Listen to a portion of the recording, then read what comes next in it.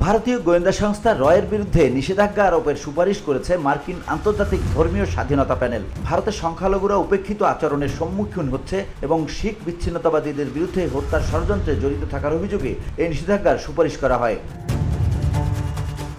মঙ্গলবার প্যানেলের বার্ষিক প্রতিবেদনে রকে ভারতের বাইরে খারাপ উদ্দেশ্যে গুপ্তচর বৃত্তির অভিযোগে অভিযুক্ত করা হয়। এ প্রেক্ষাপটে প্যানেলের পক্ষ থেকে মার্কিন প্রশাসনের উচ্চ পর্যায়ে নিষেধাজ্ঞার আবেদন করা হয়। বুধবার বার্তা সংস্থা রয়টার্সের এক খবরে এমনটাই বলা হয়েছে।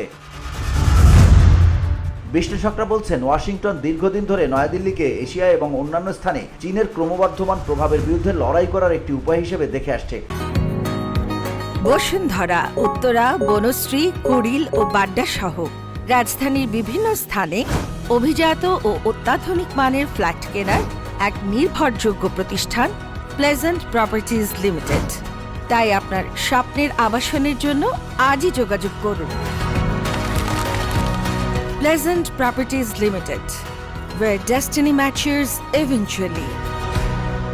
তাই ভারতে মানবাধিকার বিষয়গুলোকে উপেক্ষা করেছে। মার্কিন সরকার ভারতের গবেষণা ও বিশ্লেষণ শাখার গুপ্তচর বৃত্তির উপর নিষেধাজ্ঞা আরোপ করবে এমন সম্ভাবনা কম, কারণ প্যানেলের সুপারিশ বাস্তবায়ন বাধ্যতামূলক নয়। VOD Bangla news desk.